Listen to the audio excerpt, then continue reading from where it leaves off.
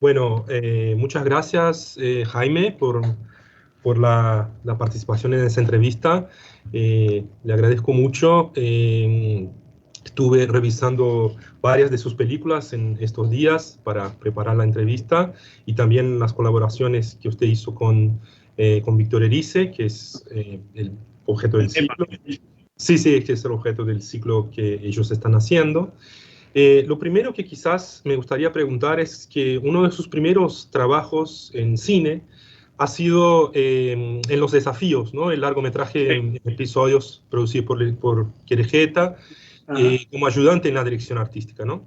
Sí. Estuve viendo esta película y hay desafíos muy diferentes para la dirección artística en esa película, ¿no? En el primer episodio, el de Claudio Guerin, es más artificial, está lleno de objetos. Ese no lo hice yo. O sea, Eso no hizo. el problema fue que se enfadaron con el director artístico. Ajá. Entonces llamaron a Miguel Cordomí, que era un amigo mío, y Miguel me llevó de ayudante. Yo no había hecho nunca nada de dirección artística ni de nada. Entonces me llevó y el productor, al acabar el rodaje, me dijo: el único al que he visto trabajar en todo el rodaje ha sido a ti.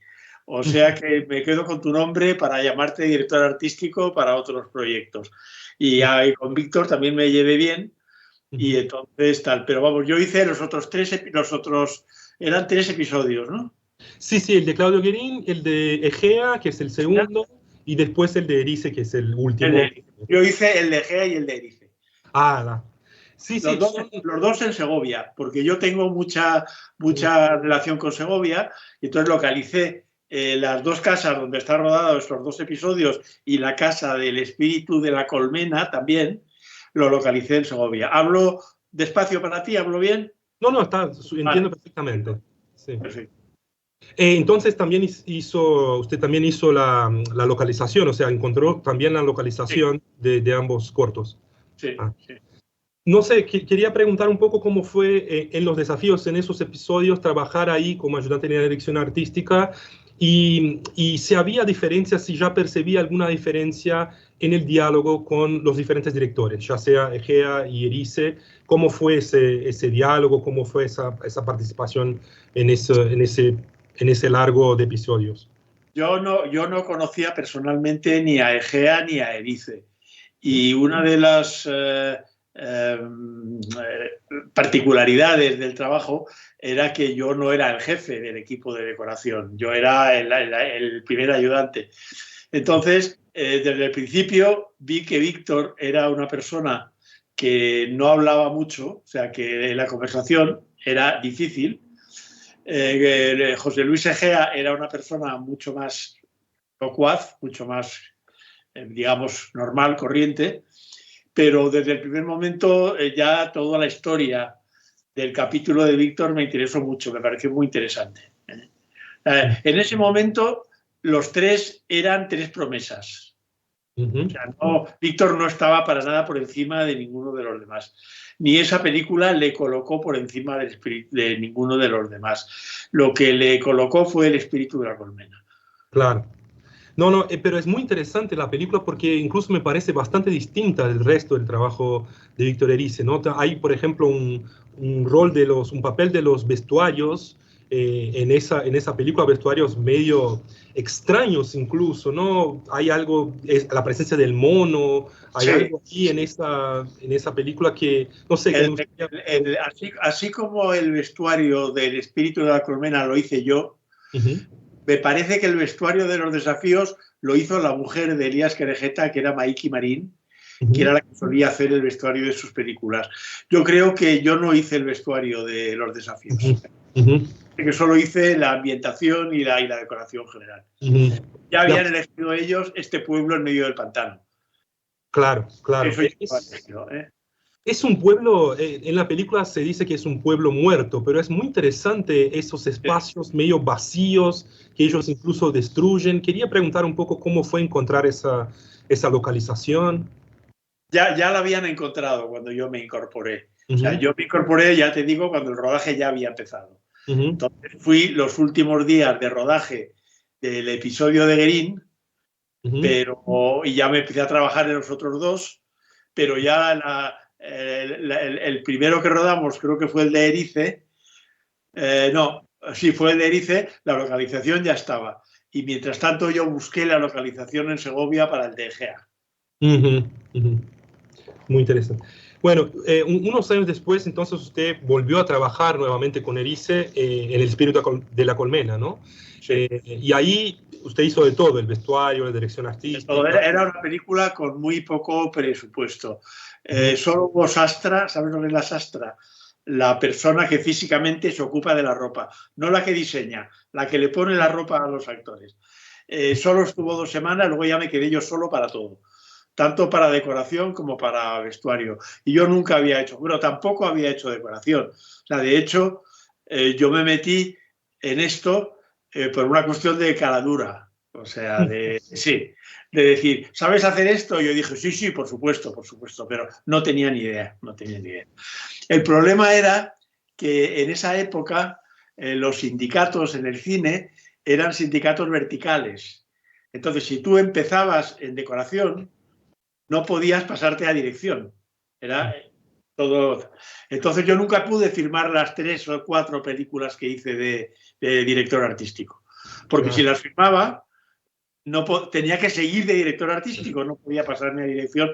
Y a mí no me interesaba quedarme de director artístico. Entonces, hice estas 2 con Erice, luego hice una con Saura, y luego hice otra con Jaime de Armiñán, que es otro director español. Y ya conseguí meterme en dirección y ya no hice más. Claro, pero no sé, estuve pensando un poco, quizás nos pueda contar un poco más de ese trabajo en El espíritu de la colmena, porque, Sí. o sea, las localizaciones, por ejemplo, tienen un papel muy, muy importante en la película. Uno cuando recuerda la película el lugar viene en primer lugar, ¿no? Sí. Yo creo que eso fue fundamental. O sea, mi madre tenía mucha relación con Segovia y la provincia de Segovia, que está muy cerca de Madrid, y que es Castilla, pero es una Castilla muy variada. O sea, hay tanto pinares como lugares muy lisos, muy planos. Y a mí, bueno, era un sitio que me era familiar y estaba cerca de Madrid. Estaba muy cerca de Madrid y eso era cómodo para todo el equipo. Entonces, El espíritu de la colmena era una película de un presupuesto muy pequeño, el equipo éramos mínimo. Quizá es de las películas profesionales que yo he hecho, la primera que se rodaba con un equipo mínimo. Muy poca gente, muy poca gente. Y entonces había que estar cerca de Madrid porque había gente del equipo, creo recordar, que incluso dormía en Madrid. Yo no, porque tenía casa en Segovia, pero mucha gente dormía en Madrid, ¿no? Entonces, preguntando por la zona, había un personaje de la cultura segoviana que se llamaba el Marqués de Lozoya, que tenía casas en varios pueblos de la provincia. Y entonces nos hablaron de la casa de Hoyuelos, que es la casa de tal. Fuimos a verla con Víctor y con Luis Cuadrado, que era el director de fotografía, y supongo que con Elías, que iba a todos lados. Entonces les gustó mucho la casa y se decidió que se iba a rodar allí. Entonces la ventaja es que mi madre tenía a 20 kilómetros una casa de campo llena de ropa y de cosas de la época de la película. Wow. Entonces, el vestuario de la madre en El espíritu de la colmena es ropa de mi madre de verdad. Wow. No es ropa hecha, es ropa que estaba hecha. La ropa de las niñas no, pero el vestuario de la madre, muchas cosas son de mi madre de verdad. Y todos los objetos, los cuadros que hay encima de las camas, las cositas religiosas de las mesillas, todo eso era de mi casa. O sea, digamos que la ambientación de la película está impregnada de mi infancia también, porque son todos los objetos que yo había... y entonces me gustó mucho incorporarlos a una película teniendo en cuenta, y esto es un dato muy importante para algo que te contaré luego, que yo no tenía ni idea qué película estaba haciendo Víctor. Ni yo ni nadie. O sea, Víctor hablaba muy poco, la gente en general estaba un poco de uñas con él, o sea, no les caía muy bien. Y la niña rubia es la hija de mi hermana, era mi sobrina. Wow. que Víctor la había conocido en esta casa de Segovia que te digo. Entonces había, digamos, por mi parte, una relación muy íntima con la película, incluso antes de saber de qué iba. Porque yo realmente no sabía de qué iba. Víctor solo hablaba con las niñas le adoraban, pero él sabía que la base de la película eran las niñas y los demás le importábamos un poquito. Por ejemplo, recuerdo que Maquillaje y Teresa Gimpera estaba muy enfadada porque no la dejaban maquillarse. Está con la cara lavada, pero de verdad. Y es la película en que más guapa ha estado nunca. Pero ella no sabía verlo. En ese momento se llevaba otro tipo de maquillaje en las caras, ¿no? Estaba acostumbrada con otro tipo de maquillaje. Además, ella había sido modelo, además, y estaba acostumbrada a un look mucho más sofisticado. Pero bueno, sin duda es su mejor película y además la que está más guapa, ¿no? O sea, es una... Y era un rodaje curioso porque hasta un momento dado, ninguno sabíamos lo que estábamos haciendo. O sea, sabíamos lo que hacíamos en concreto de nuestro trabajo, pero no sabíamos qué función tenía dentro de la película. Wow. Víctor era muy misterioso en ese sentido. Sí. Entonces, un día, yo había montado... Perdón, había un problema. Yo había montado todo lo del cine en el pueblo porque era algo que yo había vivido. O sea, en los años 50, el cine en el pueblo, al lado de casa de mi madre, era así. Tú ibas con tu silla y venían en una camioneta y ponían las películas, ¿no? Entonces yo había montado, como recordaba, la pantalla que estaba pintada en la pared y que la gente del cine venía de fuera y que, me acuerdo perfectamente, y Víctor también lo sabía, que el sonido del cine se oía desde la calle del pueblo. Eso está en la película. Sí. Pero aquí, quizá para mí lo más importante del Espíritu de la Colmena fue el día en que rodamos la escena en que en el mismo sitio donde se ha proyectado la película de Frankenstein se ve encima de una mesa el cadáver del Maki. El Maki es el guerrillero que sigue haciendo la guerra por su cuenta, ¿no? Y entonces estaba la pantalla vacía, el sitio donde se había proyectado la película y el cadáver del personaje que por un lado podía ser Frankenstein, pero por otro lado la niña podía pensar que era su padre el que lo había matado. Entonces, había una correlación de temas a partir de la imagen que yo en el guión no había visto para nada, y para mí fue un momento fundamental en mi carrera y en mi vida, porque en ese momento entendí qué película estaba haciendo Víctor, qué es lo que no nos contaba, y comprendí que no lo podía contar, o sea, que era algo muy poco... Había que ver la película, no se podía trasladar a palabras. Y por otro lado, fue un momento muy importante para mí como director de cine, porque fue el momento en que me enteré qué era la poesía en cine. Que no es hacer imágenes bonitas, ni es hacer planos raros, ni es un diálogo, era una escena muda, y sin embargo para mí es el descubrimiento de la poesía en el cine, ¿no? Y también hubo un descubrimiento importante que era que yo no lo sabía hacer. No, eso es muy interesante porque yo iba a hacer una pregunta más adelante, pero quizás la haga ahora, que es justamente sobre un poco de esto del misterio de Erice. Miguel Marías, un crítico muy importante en España, usted puede conocer, dice que Erice tiene una mirada muy sencilla y concreta, casi transparente, pero a la vez intensamente misteriosa y muy abierta en términos de interpretación, ¿no?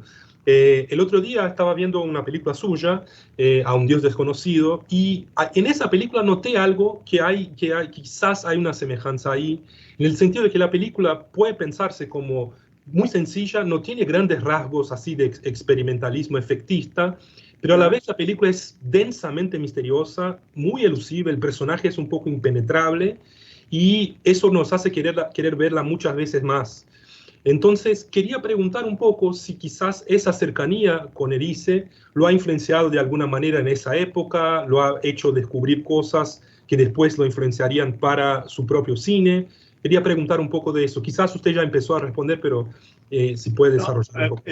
yo creo que El espíritu de la colmena para mí es la película más importante que ha habido en mi vida. O sea, es una de mis 4 o 5 películas favoritas. La he visto infinitas veces, me sigue encantando y es una película que me ha influenciado muchísimo. Y que quizá lo que me dan en el cine español, sobre todo, esa película, y una película que no sé si conoces, que se llama Arrebato, de Iván Zulueta. Sí, sí. Bueno, que también la hizo un íntimo amigo mío. Son las 2 primeras películas libres del cine español. O sea, El espíritu de la colmena está hecho todavía con Franco vivo y Arrebato está hecho con Franco que se había muerto hace 3 años. Pero son las primeras películas libres de espíritu del cine español.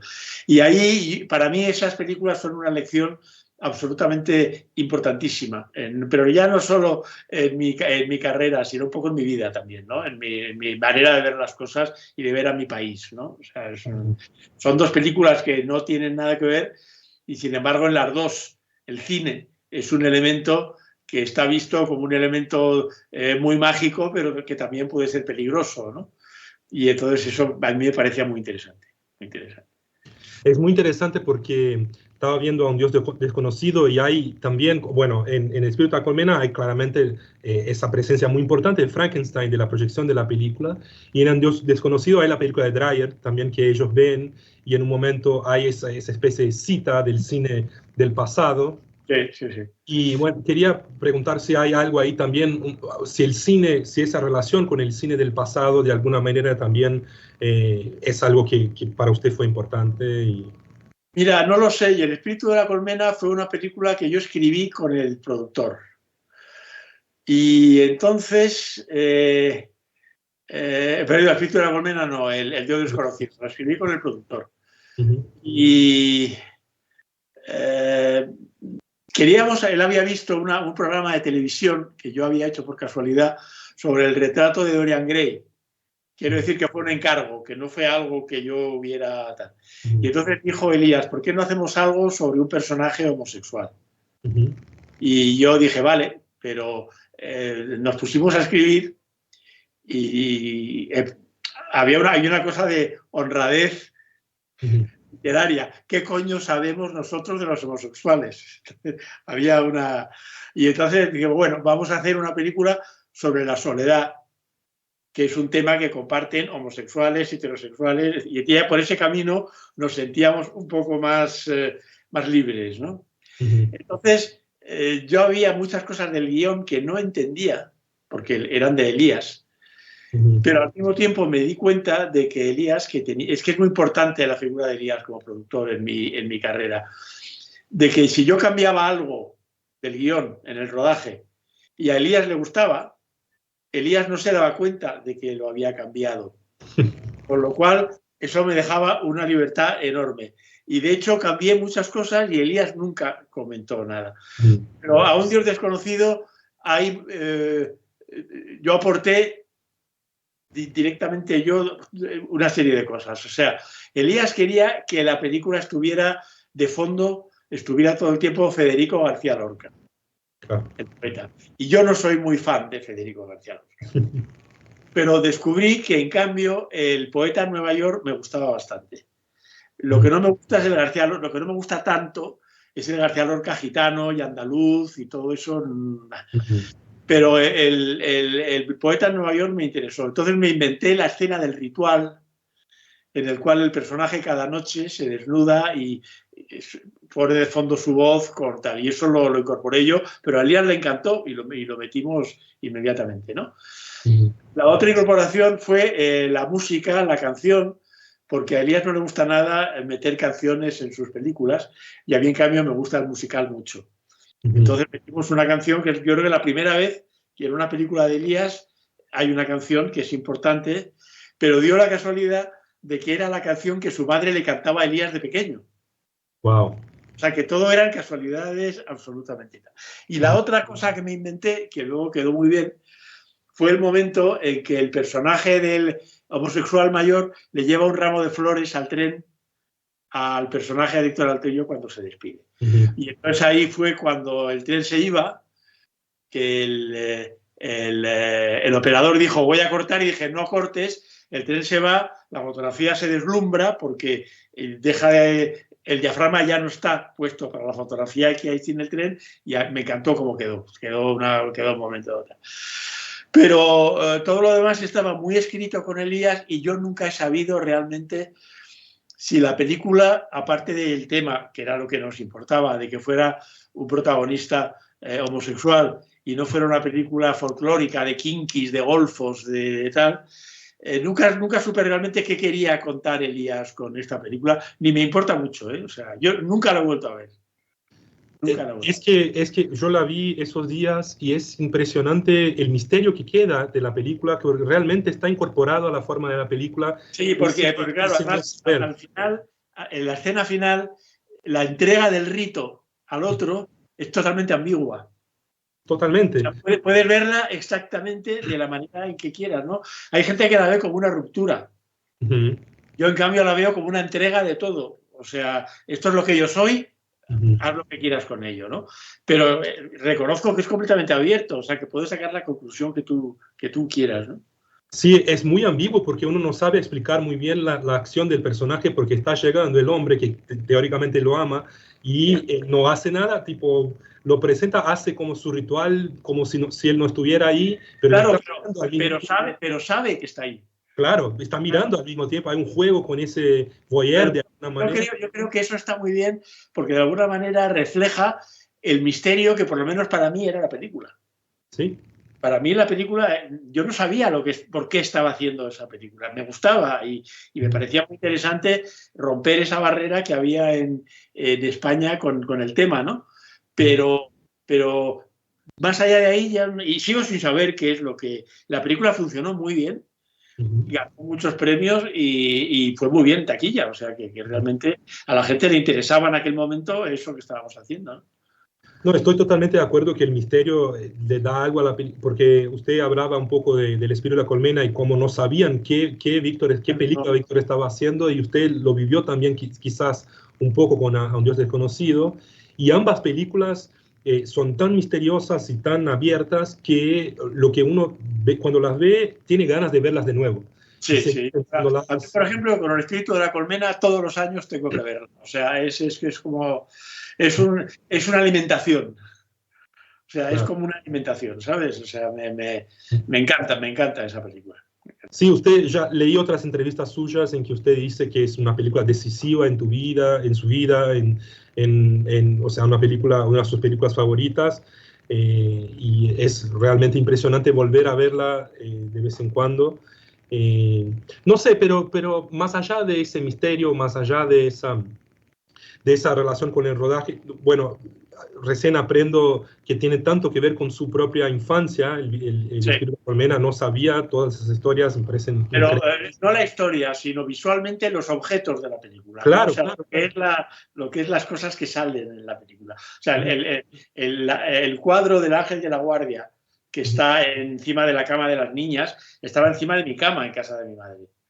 O sea, son cosas muy de toda la vida, o sea, y en esa película, además, yo aprendí a mirar las cosas cotidianas. No era director artístico, nunca se me había ocurrido, ¿no? Y esto llega a su culminación en otra película que yo yo hice, que era la de Jaime de Armiñán, que tenía que decorar un burdel, una casa de putas. Y entonces al director no le gustaba lo que había. Entonces yo llevé todos los muebles de mi familia. Entonces, en el burdel están mi bisabuela, mi abuela, no sé qué, o sea que al final en la casa de las putas está toda mi familia ahí puestas en las paredes, ¿no? Y eso me divirtió mucho también. Esos secretos, ¿no? Que la dirección artística puede dejar en las películas, pero que para el espectador que no sabe, no pero significa nada, claro. Sí, para usted es algo biográfico que está ahí y está para siempre. Pero que la gracia estaba en que de alguna manera era una ruptura con todo aquel pasado, meterlo en esa película, en ese decorado, ¿no? O sea, que era parte de lo que yo estaba viviendo en ese momento. Claro. Estaba saliendo de un ambiente de antepasados para meterme en un ambiente del cine, ¿no? Que era lo que realmente me gustaba, ¿no? Yo estuve pensando también en esos primeros trabajos de dirección artística y si de alguna manera han formado su mirada como director de cine. Y me hizo pensar eso cuando vi, quizás sea raro, pero cuando vi El Desencanto, que es, bueno, un documental, pero el ambiente en donde están los personajes, en general unas casas faustosas, llenas de objetos, llenas de detalles, en donde ellos hablan frente a la cámara, me parece tan importante para el espectador como lo que ellos dicen. Ese ambiente es fundamental. Uno diría incluso que hay un gesto quizás de dirección artística ahí, en esa construcción de esas casas, pero quizás no, pero aunque se trate de un documental, obviamente. Sí, sí, sí. Yo quería preguntar un poco quizás de esa película, si hay algo de su mirada como director artístico o como trabajador de la dirección artística que le ayudó a componer, por ejemplo, el encuadre de esa película o trabajar con esas casas, en fin. Por supuesto, cuando has hecho dirección artística y has hecho dirección artística con directores como Saura y como con Erice, la dirección artística se convierte en algo que no es algo aparte de lo que es la película en sí. O sea, de alguna manera se integra en el concepto de la película. No es hacer la película bonita, es meter algo que sea la película misma, ¿no? Entonces, en la casa de los Panero, en Astorga, donde rodamos la mayor parte de tal, era una casa que no era nada opuesta a la casa de mi madre en Segovia. Entonces era un ambiente que reconocía. Había vitrinas con bibelots, había muebles antiguos, había una serie de cosas. Tal. Entonces, como yo me había criado dentro de ese ambiente, la mirada inmediatamente se acostumbra. O sea, yo en cuanto hice una película de dirección artística, ya podría haber hecho cualquiera. Porque al mismo tiempo tenía la idea de la dirección ya incorporada. Entonces, entendía lo que quería decir la dirección artística en su sentido más exacto de parte de la película, no de un adorno para la película. Entonces, al hacer El Desencanto, venía todo junto ya. Yo veía en la casa y ya veía qué quería decir dentro de la película y dónde iba a poner la cámara, ¿no? Y que de alguna manera Felicidad era parte de esa casa, pero en un momento dado a los chicos había que sacarles de esa casa y por eso nos vamos al Instituto Italiano, ¿no? Porque ellos ya no son solamente esa casa, son otras cosas que han pasado luego, ¿no? Entonces, bueno, esos son conceptos que más o menos funcionan por intuición, que ahora los puedo racionalizar, pero en aquel momento no los racionalizaba. O sea, no... Luego, la influencia que ha tenido es que me he metido mucho en la dirección artística de mis películas. Porque, claro, te crea una deformación, ¿no? Entonces ha sido una maravilla cuando trabajas y encuentras a directores artísticos con los que te entiendes así. O sea, que nada más hablar con ellos ya saben qué tienen que hacer para que sea parte de la película, ¿no? He tenido mucha suerte en eso. He trabajado con directores artísticos muy buenos. Muy buenos. Usted suele decir que siempre ha sido un director de encargo, ¿no? Pero sí, por otra parte... he hecho dos que no eran de encargo, pero han sido dos fracasos rotundos. ¿Cuáles son las que no fueron? Son la primera, Los viajes escolares. Está rodada precisamente en la casa de mi madre en Segovia. Y luego una más adelante que se llama El río de oro, que también está rodada en casa de mi madre en Segovia. Bueno, pero aunque usted diga que es un director de encargo, por otra parte, su filmografía es muy diversa, pero para mí se nota un gusto especial por argumentos que de alguna manera presentan un desafío a la dirección artística, ¿no? Como los relatos de época, por ejemplo. Hay varios relatos de época. Pero eso era porque tenía un director artístico que había ganado el Oscar por Doctor Zivago y lo hizo muy bien. Y tenía una directora de vestuario que había ganado un Oscar por Superman y lo hizo muy bien. Entonces ya es cuestión de que el productor me rodeaba de gente buena. Entonces, ¿qué pasaba? Que como eran buenos, a mí me gustaba lo que hacían. Entonces no había ningún problema. Pero podía no haber sido así, ¿no? O sea, podía haber habido problemas, pero no los hubo en absoluto, porque eran los dos personas preparadísimas. Y además, como sabían que yo había sido director artístico, tenían el buen gusto y la inteligencia de consultarme. Claro. O sea, no hacían nada sin decir, oye, ¿te gusta esto? Tal. Y claro, yo estaba encantado con eso, ¿no? Yo no tenía ningún Oscar y ellos sí. Pero quería preguntar un poco sobre esa preferencia, quizás. En varias películas que vi hay esa preferencia por un relato de época, ¿no? Situar la historia en muchos años antes, mucha relación con el periodo de la Guerra Civil. Quería preguntar un poco por qué le gustan tanto esos argumentos, o si son encargos que en general le atraían o la gente ya se lo proponía a usted, o si hay algo de un gusto personal en tomar como desafío esa adaptación, ya sea de novelas o esa relación con el pasado de España. O sea, hay varias películas que lo hacen. Quería preguntar un poco sobre eso, porque quizás tenga que ver con lo que estamos hablando de la dirección Sí, artística. tiene que ver, por supuesto. O sea, a ver, yo paso de hacer películas con Querejeta, que eran películas más o menos las que yo dirigía de época actual, todas, y paso a hacer una película con otro productor, con Alfredo Matas, que es Bearn o la Sala de las Muñecas, que era una película de época. Y bueno, esa película salió bastante bien, que es esta que digo que los directores artísticos eran los dos ganadores de Oscars. Y yo creo que salió muy bien y funcionó muy bien. Entonces lo que pasa es que los productores, cuando me encargaban una película, sabían que yo podía hacer cine de época. Y no había muchos otros directores que lo hubieran demostrado. Seguramente sí podían, lo que pasa es que no habían tenido la ocasión de demostrarlo. Y yo la había tenido, ¿no? Entonces, pues eso les facilitó la idea de que si tenían que hacer una película de época, yo era una persona que me desenvolvía bien en ese terreno, ¿no? Y No, luego, pero eso fue puramente casualidad. Las películas mías, ninguna era de época, o sea, todas eran de época actual. Primero porque yo no me podía plantear, desde el punto de vista de producción, una película de época, o sea, como iniciativa mía. Si me la encargaban, muy bien, pero yo tenía que hacer una película barata. O sea, claro. Sí, pero me parece que le salieron muy bien varias. no, O sea, bueno, sí, porque me gustaba, o sea, indudablemente yo venía de una familia que le gustaban las antigüedades, que tenía casas antiguas, que sabía lo que era un mueble antiguo, había ido al Museo del Prado desde los 7 años, o sea, tenía una formación estética sin ser, digamos, académica, tenía una formación estética desde muy pequeño. Entonces, tenía un gusto, bueno o malo, pero tenía un gusto, o sea, sabía lo que me gustaba y lo que no me gustaba, y eso lo utilizaba en el cine, claro. No, se nota claramente que hay un cuidado muy grande, ya sea en los vestuarios, en los objetos de las casas, en películas como Las bicicletas son para el verano, o incluso una más reciente que vi, que es El año del diluvio. Hay un cuidado muy grande con esa reconstrucción de la época. Quizás tenga que ver con ese trabajo de la dirección artística allá atrás. Sí, seguramente. O sea, digamos que la dirección artística de una película mía, de la cual yo no hago la dirección artística, es algo de lo que estoy pendiente. O sea, el haberla hecho me hace fijarme con lupa en todos los detalles de ambientación de las películas, ¿no?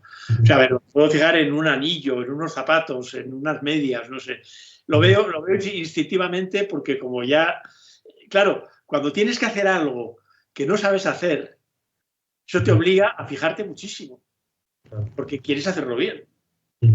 Si crees que lo sabes hacer, es muy peligroso porque te confías. Pero como sabía que no lo sabía hacer y que no lo había hecho en mi vida, pues tenía que tener mucho cuidado.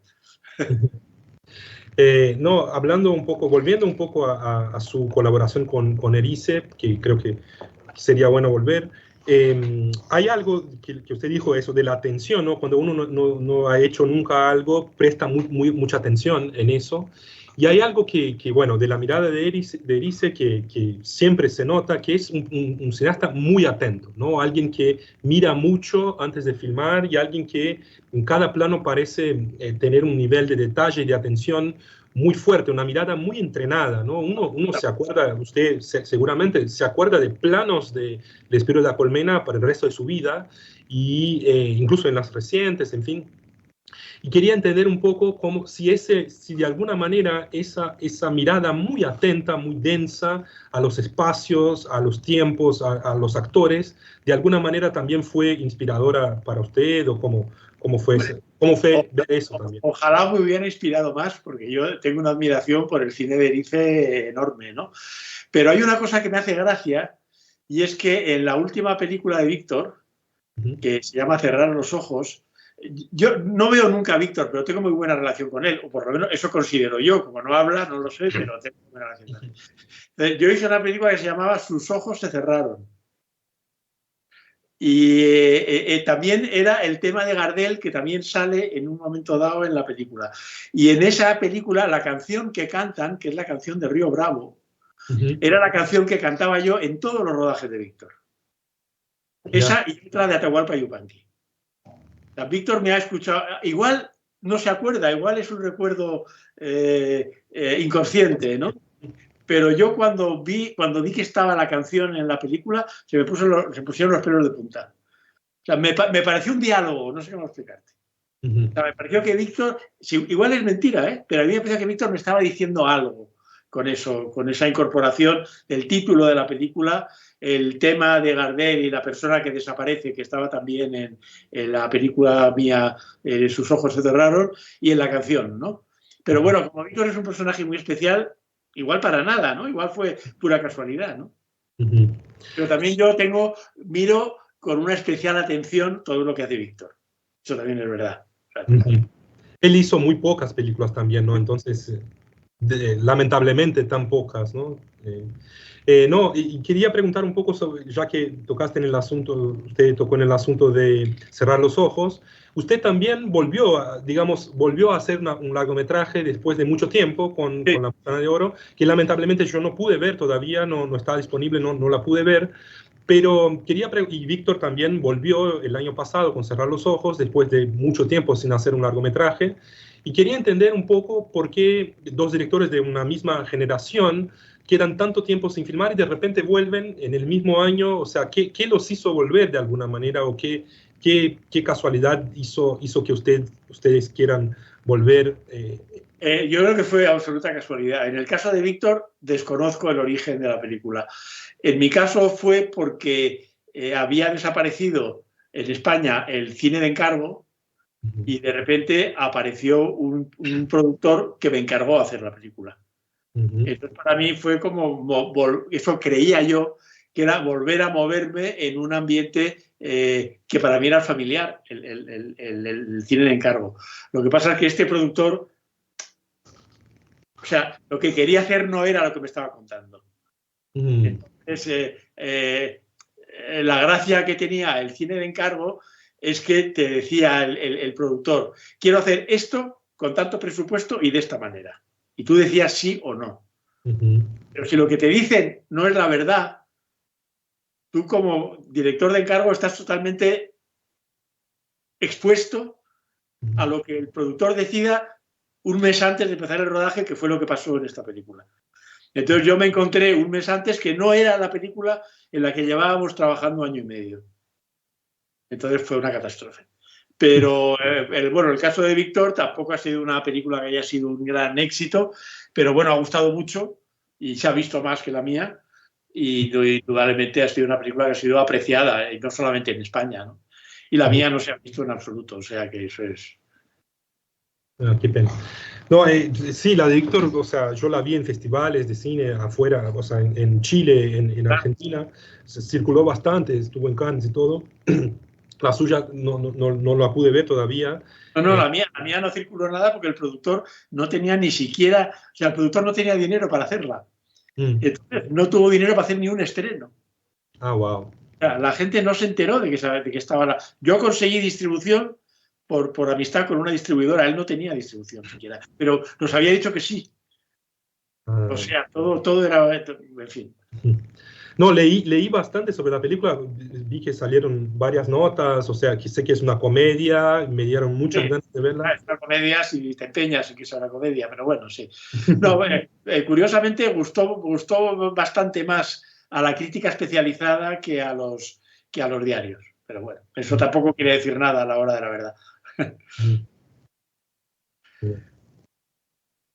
Bueno, Quizás, no sé, ahora estuve pensando, ya se acabaron las preguntas que había preparado, pero quizás... No, tranquilo, tú cuando acabes me lo dices también. No, es que no quería también tomar mucho de su tiempo, porque No me ha te dicho más o preocupes. menos 40 minutos. Claro, no tengo ningún problema.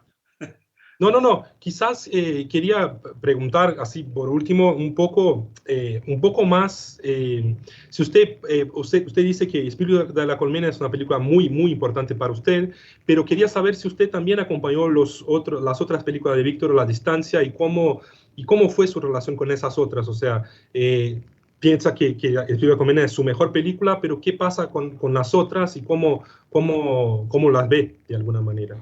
Bueno, yo pienso que El Espíritu de la Colmena es tan buena que para mí no entra en la categoría de la mejor película de Víctor. Para mí entra en la categoría de una de las mejores películas que yo he visto en mi vida. O sea, está en otro plano, ¿no? Entonces, otras películas de Víctor me pueden gustar más o menos, pero ya las englobo en películas de Víctor. Cosa que El Espíritu de la Colmena no me pasa. O sea, para mí está en un sitio muy especial dentro de lo que es el cine para mí, ¿no? Está en un sitio muy al lado de las grandes obras maestras del cine, para mí personalmente. Entonces, claro, ya es algo que no tiene que ver tanto con Víctor como con mi fuero interno, o sea, con mi intimidad, con mi mirada sobre lo que es el cine, ¿no? Entonces, claro, la hizo Víctor, es indudable, y de él es el mérito. Pero llega un momento en que a mí es una película que para mí tiene tanto peso específico que se me olvida que la ha hecho alguien. O sea, me da igual, es una de las películas para mí fundamentales, ¿no? Entonces, no sé, pues si hablo de otra película que me gusta mucho, pues me da igual que Vértigo la haya hecho a Hitchcock, porque tampoco se parece a las otras películas de Hitchcock, ¿no? O me da igual que América la haya hecho Elia Kazan, porque no tiene nada que ver con las demás películas de Elia Kazan. Entonces, son obras que se quedan como aisladas por su propia calidad de únicas, ¿no? Para mí, pero eso es muy subjetivo, cada uno tiene otras distintas, ¿no? No, sí, hay algo también, no sé, El Espíritu de la Colmena es una película que yo me acuerdo cuando la vi en el cine. Yo siempre digo que yo solo creo en los milagros en el cine, y esa película para mí es un milagro. Hay algo no, sobre todo la escena de Anna Torrent viendo la película es inolvidable, la mirada de ella frente a... Sí, porque esa escena es la base de toda la película. Sí. O sea, pero, ¿qué te iba a decir? No sé qué iba a decir. Pues se me ha olvidado. Bueno, sigue tú preguntando, se me ha olvidado lo que iba a decir. No, estaba diciendo del milagro, y esa película es un poco, tiene ese carácter un poco de milagro, y es muy lindo ver... Sí, ya sé lo que iba a decir. Que una de las cosas que a mí más me gustan de la película es que siempre se está moviendo en un terreno aparentemente naturalista. O sea, no, aparte de la escena del encuentro con el monstruo en el reflejo en el agua, todo lo demás es completamente naturalista. Y sin embargo es la película menos naturalista que he visto en mi vida. Pero conseguir un género, o sea, conseguir un significado a través de un significante que no es el significado, para mí eso es la poesía en el cine. O sea, eso es lo que tal. O sea, como, para ponerte otro ejemplo, como la negación del romanticismo que supone una de las películas románticas mejores que hay, que es La carta de una desconocida. ¿No? Que es una película romántica, pero que lo que niega es la existencia del romanticismo mismo, ¿no? Esas contradicciones que son esenciales a lo que es la película es lo que a mí me interesa. Y para mí es lo que produce la sensación de que eso es la poesía en el cine. No el cine poético, que es distinto. El cine poético es una pretensión. La poesía en el cine es algo que ocurre. Sin que sea tu voluntad lo que lo ordena, ¿no? Es algo que se produce.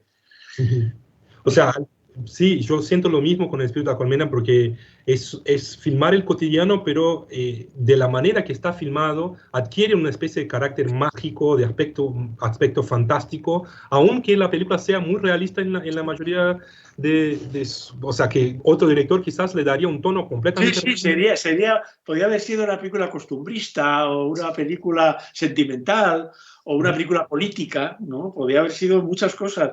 Y es todo eso, pero es muchísimo más, ¿no? O sea, Sí, sí, uno nunca se va a olvidar de cómo está ay, filmada. siempre que la vea va a descubrir algo nuevo. Eso es maravilloso, eso es maravilloso. Sí. ¿Y cómo se queda? No sé, yo me acuerdo, o sea, cuando hacía mucho que no la veía y intentaba acordarme de la película, siempre fue muy fuerte la primera vez que la vi en el cine, por suerte la vi en el cine por primera vez. Después me acordaba de los amarillos, me acordaba de ese espacio tan, bueno, de las abejas, de la mirada de la niña, obviamente, que es inolvidable el modo como ella mira. Y hay algo ahí no sé, de filmar con tanta atención que genera eso que usted dice de la poesía en el cine. Y estoy de Mira, acuerdo. te voy a contar una anécdota de lo amarillo porque es muy bonita. El operador de la película era Luis Cuadrado, que era en ese momento el mejor operador que había en España, seguramente. Y entonces un día tuvimos una reunión de producción y Víctor llegó con unos cuadros del pintor Vermeer, el holandés. Y dijo, pues como es Víctor, ¿no? Yo quiero este tipo de luz así como dorada y tal. Entonces el operador me miró y dijo, Jaime, pon cristales amarillos en las ventanas. Punto. O sea, toda la poesía que Víctor quería transmitir, el operador lo entendió con un solo concepto, que era poner cristales amarillos en las ventanas. Y entonces, eso quiere decir que lo que Víctor pretendía no era difícil de conseguir en sí. Lo que era difícil era tener la idea y aplicarla a una película determinada. Pero que la película tuviera un tono dorado, hay miles de películas que tienen un tono dorado y no pasa nada. Y uno no se acuerda de ese tono dorado, pero es Pero así. uno se acuerda de ese tono dorado, ¿no? ¿Y qué fue? Poner cristales amarillos en las ventanas. Mira. O sea, el cine se hace así también, ¿no? Como cuando estás trabajando con un actor y te dice, no, es que no estoy motivado. Y yo le digo, pues trabaja. O sea, no te motives, trabaja, que es tu oficio. O sea, no tienes que sentir lo que siente un criminal múltiple porque no eres un criminal múltiple. Y imagínatelo. O sea, también tiene que ver con ese entrenamiento, la atención de la mirada y del trabajo. sí, sí. No, pero bueno, pero la mirada de Víctor era una mirada además totalmente educada, o sea, y además educada por él mismo, o sea, no creo que Víctor tuviera, aparte de su amor por Murnau, no creo que hubiera tenido maestros concretos en su vida. Estuvo en la escuela de cine, pero ahí lo que aprendías era lo que había en el cine español. No había ningún profesor que estuviera loco. O sea, no había nada de eso. Usted también fue a la escuela de cine, era un poco así, ¿no? Sí, estuve 2 años y me fui en una huelga que por otro lado se produjo por mi culpa. Bueno, por mi causa. Pero nos fuimos todos. Y por esas contradicciones tan bonitas que había en aquella época, el presidente del sindicato cinematográfico era el director Bardem, que era comunista, pero era el presidente del sindicato franquista. Y entonces nos dio el título a todos los que nos fuimos en la huelga, ¿no? O sea, se portó muy bien. Bueno, Jaime, creo que no quiero... Bueno, si quieres algo más, díselo a Edu y a través de Edu lo organizamos. Sin ningún problema. Yo tengo mucho tiempo libre, o sea que sin ningún problema. No, muchísimas gracias. Creo que con esto estamos bien. Y bueno, suerte y suerte con sus proyectos y con la enseñanza, que sé que usted también enseña mucho. Me interesa. Pues si habláis con Víctor, mandarle un enorme abrazo de mi parte. Dale. Muchas gracias. Gracias a vosotros. Venga, chao. Chao, chao.